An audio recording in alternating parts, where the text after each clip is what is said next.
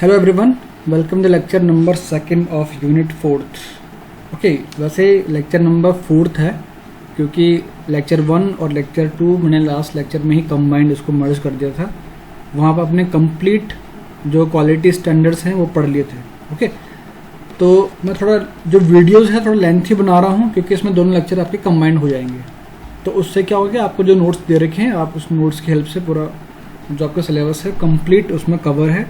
जो मैं वीडियोस बना रहा हूँ उस वीडियोस में एक शॉर्ट नोट्स को मैंने जस्ट रिव्यू किया हुआ आपको समझाने के लिए। ओके, बाकी पूरा थ्योरेटिकल पोर्शन है यूनिट फोर्थ का। तो यहाँ पे नेक्स्ट है standard quality for construction organisation के लिए। जब भी आप कोई अपनी फर्म ओपन करोगे या कोई खुद का बिजनेस स्टार्ट करना चाहता है कंस्ट्रक्शन में, तो कुछ स्टैंडर्ड उनको मीट करने होते हैं।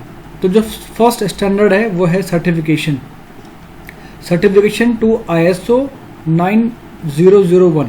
ओके, तो इसमें क्या होता है कि जिनको डिज़ाइन और कंस्ट्रक्शन दोनों में ही सर्टिफिकेशन चाहिए होता है तो उनको ये वाला सर्टिफिकेशन की रिक्वायरमेंट होती है। यहाँ पे लिखा होता है this certificate is provided for the companies who carry out design activities as the major business operation. These companies carry out the design, development, production, installation and the final servicing। तो इसमें क्या होगा कि जो कंपनी है वो design भी खुद करेगी, उसका डेवलपमेंट भी, उसका प्रोडक्शन भी, उसको इंस्टॉल भी, उसका एग्जीक्यूट भी उसी कंपनी को ही करना है और complete service at the end.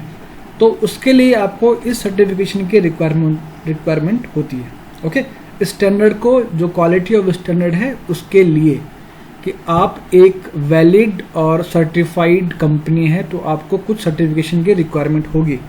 Okay, next है वो आपको डिसाइड करना कि जो आप बिजनेस रन कर रहे हैं वो किस पैरामीटर पर आप उसको जज कर रहे हो, आपको क्या क्या उसमें सर्विस देनी है। नेक्स्ट है सर्टिफिकेशन टू ISO 9002। इसमें क्या होता है, these are provided for the companies that does not carry out design activity, this include production and installation. इस कंपनी की जो रिस्पॉन्सिबिलिटी है वो सिर्फ प्रोडक्शन पे, यानी कि उसका जो मैन्युफैक्चरिंग करेगा और उसको इंस्टॉल करेगा एट साइट पे। इसका डिज़ाइन से और उसका डेवलपमेंट से कोई मतलब नहीं होगा। तो वहाँ पे जो रिस्पॉन्सिबिलिटी है डिज़ाइन और डेवलपमेंट की वो इस कंपनी में फिर नहीं रह जाती है, क्योंकि इस कंपनी का जो सर्टिफिकेशन है, जिसका क्वालिटी स्टैंडर्ड है, वो इसके प्रोडक्शन में रहेगा और उसके इंस्टॉलेशन में, यानी कि उसके एग्जीक्यूशन में ही सीमित रहेगा। ओके, तो आपको ये सर्टिफिकेशन का जो ISO नंबर है वो ध्यान रखिएगा, आपको इन ISO नंबर से सर्टिफिकेशन का रिक्वायरमेंट होता है उस टाइम पे। नेक्स्ट है 20 रिक्वायरमेंट मस्ट बी सेटिस्फाइड। तो जब भी आप कोई कंपनी का ओपनिंग करते हो तो आपको, जब कोई कंपनी कोई फर्म आप खोलते हो तो उसमें कुछ बेसिक रिक्वायरमेंट होती है जिसको कि आपको फुलफिलमेंट करना पड़ता है ISO विजिट के टाइम पे या ISO सर्टिफिकेशन के टाइम पे। ओके, तो उसमें लगभग 20 रिक्वायरमेंट यहाँ पर दे रखी है, जिसमें कि हम कुछ देख लेते हैं। जैसे मैनेजमेंट रिस्पॉन्सिबिलिटी, जो भी आप एम्प्लॉय वगैरह रखने वाले उन एम्प्लॉय का क्या क्या टास्क रहेगा और किस पोजीशन पे कौन कौन सा एम्प्लॉय है। यानी कि आपको एक डायरेक्टर भी चाहिए होगा, एक आपको हेड चाहिए होगा, आपको HR को हायर करना पड़ेगा, ठीक है, आपको MD रखना पड़ेगा एक। तो उसके अकॉर्डिंग जो भी टॉप से लेके बॉटम तक जो भी उसके लेग होते हैं आपको उन सबको फुलफिल करना होता है जब भी आप कंपनी रजिस्टर करने जाते हो। ओके, क्वालिटी सिस्टम के लिए review of contract, control of design, control of document, purchasing, जितना भी परचेज आप कर रहे हो कंपनी के लिए हर चीज़ का एक स्टॉक रजिस्टर होता है। तो आप उस स्टॉक रजिस्टर पे आप डेली या मंथली जैसे भी आप परचेज करते हो उसके अकॉर्डिंग आप उसमें एंट्री करते हो। Purchaser supplied product, okay, process control, inspection measurement and equipment testing. तो आपको हर टाइम टू टाइम एक इंटरवल में आपको जो भी आपके मशीनरी है आपको उनका भी टेस्टिंग करना होता है। आपको हर बार उन इक्विपमेंट को कैलिब्रेट करना होता है कि वो जो रीडिंग जो पढ़ेंगे वो रीडिंग आपके एग्जैक्ट आनी चाहिए, क्योंकि आप टेस्टिंग में जा रहे हो। टेस्टिंग में क्या होता है, क्वालिटी कंट्रोल भी कहीं ना कहीं वहीं से अफेक्ट करेगा। ओके, बाकी ये सब है quality records, training, services, statistical techniques. तो इन सब को आपको corrective action, handling, storing, packaging and delivery. आपको ये सारे अराउंड 20 हैं ये टोटल स्टैंडर्ड जिनको आपको फुलफिल करना होता है। अब आप कहोगे कि सर नहीं तो कुछ तो ऐसी कंपनियां भी है जहाँ पे ये सारे फुलफिल नहीं होते हैं, बट हमारे सामने कुछ ऐसी कंपनीज है जो रन कर रही है। तो उसके लिए क्या होता है, ऐसा ज़रूरी नहीं कि आपको ये सारे जो स्टैंडर्ड यहाँ पे दे रखे, आपको ये सारे स्टैंडर्ड अपनी कंपनी में रखने हैं आपको। उसके लिए क्या होता है कि आप किसी के साथ टाई अप करना होता है। तो जैसे आपने कोई कॉन्ट्रैक्ट लिया तो आपने उस कॉन्ट्रैक्ट के टाइम पे आपने ऑलरेडी ये मेंशन कर रखा है कि जब भी मैं ये कॉन्ट्रैक्ट लूँगा तो मेरे साथ ये कंपनी है जो मेरे साथ सेफ्टी के लिए काम करेगा। सेकंड ABC कंपनी है जो मेरे लिए टेस्टिंग के लिए काम करेगी। कोई XYZ कंपनी है जो मेरे साथ क्वालिटी कंट्रोल के लिए काम करेंगे। उनके जो इंजीनियर होंगे वो मेरे साइट पे आएंगे, क्वालिटी कंट्रोल को वो जो मैनेज करेंगे। तो आप वहाँ पे आपको ये डॉक्यूमेंटेशन के लिए आपको प्रूफ देना होता है जब भी आप कंपनी वगैरह स्टार्ट करोगे। एक बड़ी रजिस्टर फर्म की बात कर रहा हूँ मैं, वहाँ पर आपको ये सब मेंटेन करना होता है कि आपको वहाँ पे डॉक्यूमेंटेशन का काम ज़्यादा बड़ा आपको रखना पड़ता है। वहाँ पे आप काम करिए जैसा आपको लगता है आप वैसे करिए, बट डॉक्यूमेंटेशन वाला जो काम होता है वो आपको बहुत ही क्लियरली और एकदम फुल प्रूफ रखना होता है। ठीक है, कोई भी आपसे पूछ सकता है कभी भी कि आप जो सेफ्टी है, आप सेफ्टी के लिए यहाँ पे क्या कर रहे हो। तो उसके लिए आपको हर कंपनी से टाइप करना होता है कि हम सेफ्टी के लिए ये कर रहे हैं। तो जो 20 जो स्टैंडर्ड है उन सारे 20 को यहाँ पे इन्होंने डिस्क्राइब किया हुआ है। ओके, मैनेजमेंट में आएगा जो भी रिस्पॉन्सिबिलिटी ड्यूटीज जो must be establish on the staff member who are involve in the quality management. जो भी स्टाफ मेंबर है उनका एक्टिविटी, उनका जो क्वालिटी, उनका रिस्पॉन्सिबिलिटी जो दे रखा है। Okay, the quality system practised and to be practised must be documented in the organisation. The help in ensuring that the services are carried out properly and consistently. Next है the document of the quality system includes the following. आपको इन document को भी complete रखना होता है, जैसे policy manual है, manual for general procedure, management procedure manual, technical procedure manual. जो भी आपके मैनुअल हैं कि आप किसी भी टास्क को, क्या आपका फ्लो चार्ट है, कैसे आप उसको कंप्लीट करोगे, तो उन सबका पूरा कंप्लीट मैनुअल या रोड मैप आपके पास होना चाहिए। ओके, रिव्यू ऑफ कॉन्ट्रैक्ट्स, जो भी रिक्वायरमेंट है फर्म का, प्रोजेक्ट प्लान जो भी आपका है उसके अकॉर्डिंग आपको टाइम टू टाइम रिव्यू करना होता है। ओके, कि जो भी आपका करंट कॉन्ट्रेक्चुअल प्लान जो आपका है, एडमिनिस्ट्रेटिव है, फाइनेंशियल रिक्वायरमेंट है, तो आपको वो सब कंटिन्यू रिव्यू करने होते हैं time to time. Control of design, जो भी आप सर्विस दे रहे हो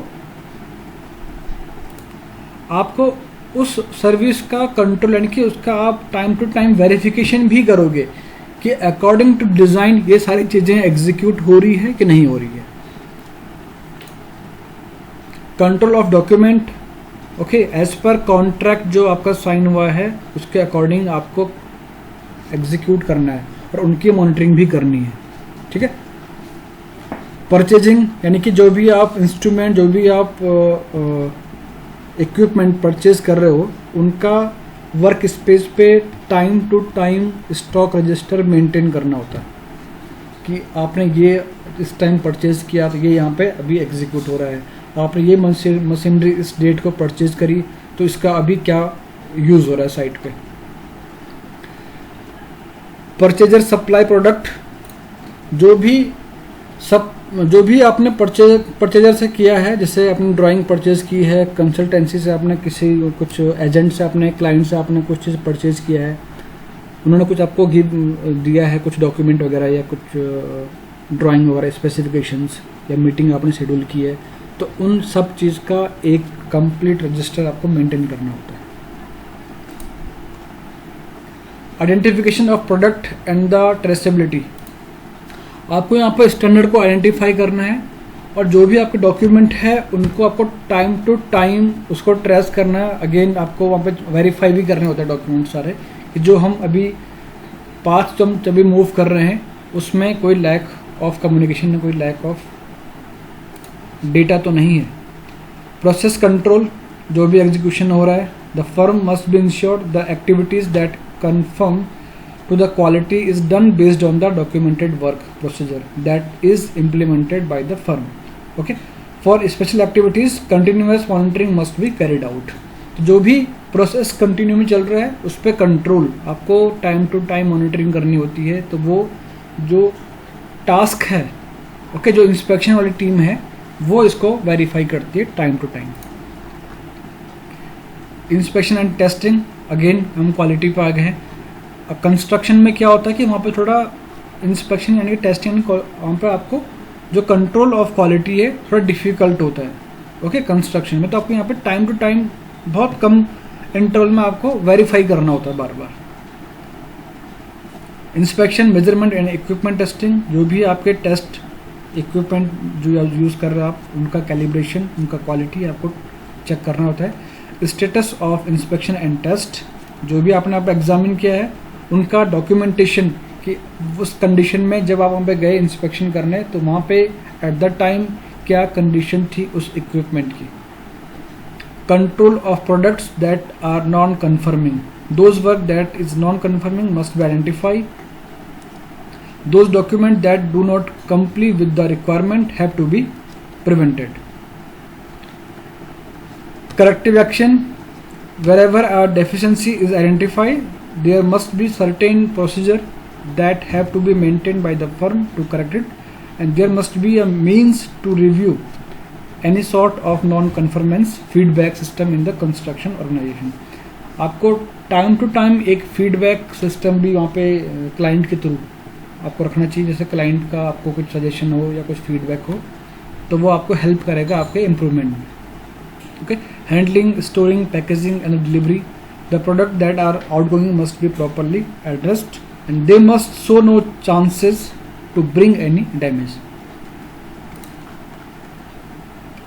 क्वालिटी रिकॉर्ड क्या होगा उसमें, the project information that will be include all the project quality record that is meant to meet the requirement of the client and the records of administration of the quality system. जो भी आप project run कर रहे हो, जो client का जो भी रिक्वायरमेंट है उसको फुलफिल आप कर रहे हो, तो आपको quality record stage wise stage maintain करना है और आपको उसका कंफर्मेशन, उसका इन्फॉर्मेशन भी क्लाइंट को ट्रांसपेरेंट रखना है क्लाइंट के साथ में।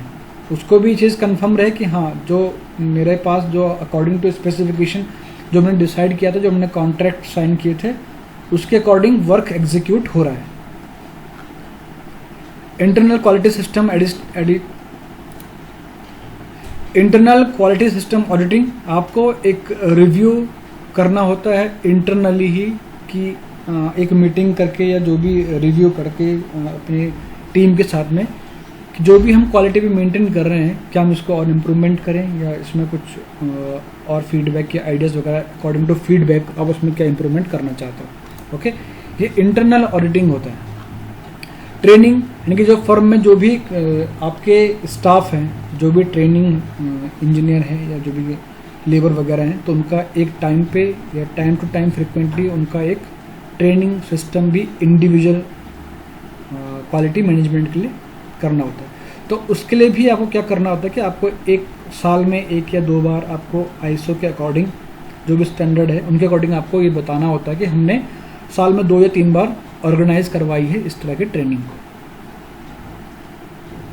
Servicing all the services provided by the firm to the client must be documented, ये सबसे मेन पार्ट होता है डॉक्यूमेंटेड वाला part. Statistical techniques, random sample techniques can be carried out for the quality control and monitoring of the activities. The quality level can be determined early through the sampling frequency. Statistical technique में क्या होता है, इसमें जो झोल होता है एक तरह से, अगर मैं बात करूँ कंस्ट्रक्शन साइट की, उसमें मेन यही होता है कि आपके पास अगर आप कॉन्क्रीटिंग कर रहे हो किसी पोर्शन पे तो आपने यहाँ पे दिया कि आपको M30 कॉन्क्रीटिंग करनी है, बट जब आप साइट पे जाते हो इंस्पेक्शन के लिए तो वहाँ पे कॉन्क्रीटिंग हो रही होती है M25 की, बट अलग से ब्लॉक यहाँ पे बन जाएंगे M30 के 3-4। ओके, 3-4 ब्लॉक M30 के बन जाएंगे जिसको कि ये बोलेंगे कि ये इसमें हमने M30 फिल किया हुआ है। अगर आप इनको लैब में जाओगे तो ये अकॉर्डिंग टू M30 ही स्ट्रेंथ देंगे, बट यहाँ पे जो कॉन्क्रीटिंग हो रही है M25 की हो रही है। तो आपको क्या करना है, आपको इन ब्लॉक्स पे ना जाके आपको एक्चुअल जो कॉन्क्रीटिंग वहाँ पे हो रही है आपको सैंपल इससे कलेक्ट करना रैंडमली, आपको इसका टेस्ट करना होता है, ना कि इसका।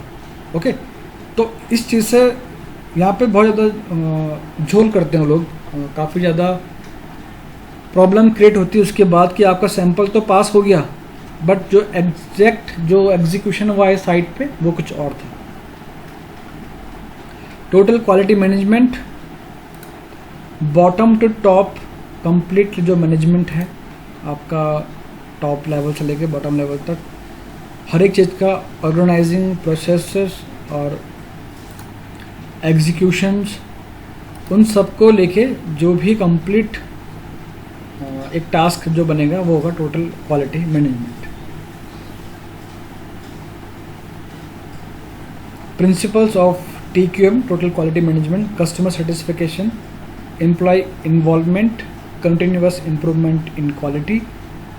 तो इनके सब पार्ट है। कस्टमर सेटिस्फिकेशन यानी कि जो कस्टमर है उसको भी आपको क्वालिटी के रिगार्डिंग आपको उसको भी अवेयरनेस करना होता है टाइम टू टाइम, और उसको भी ये मालूम रहे कि क्वालिटी को आपको किस लेवल पे सेटिस्फाई करना होता है। ओके, एम्प्लॉय इन्वॉल्वमेंट, जो एम्प्लॉय है आपकी फर्म का उसको भी क्वालिटी मैनेजमेंट के जो टूल्स वगैरह हैं उसका भी उसमें इन्वॉल्वमेंट रहे कि उन टूल्स का क्या यूज़ है और उस टूल्स को आपको कैसे यूज़ करना है फॉर क्वालिटी मैनेजमेंट।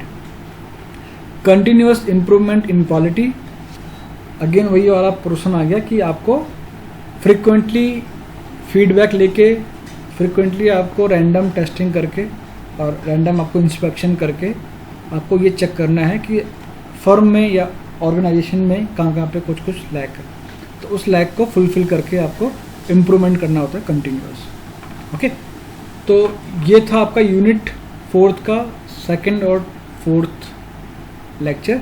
उसके बाद जो इसका लास्ट टॉपिक बचता है यूनिट 4 का वो है सेफ्टी इन कंस्ट्रक्शन। ओके, उसको हम आगे डिस्कस करेंगे। तो सेफ्टी इन कंस्ट्रक्शन ये पूरा डिस्कस करने के बाद हमारा यूनिट 4 जो है कंप्लीट हो जाएगा। तो इसके 2 पार्ट है यूनिट 4 के। First part quality control and second part safety in construction. Okay, thank you.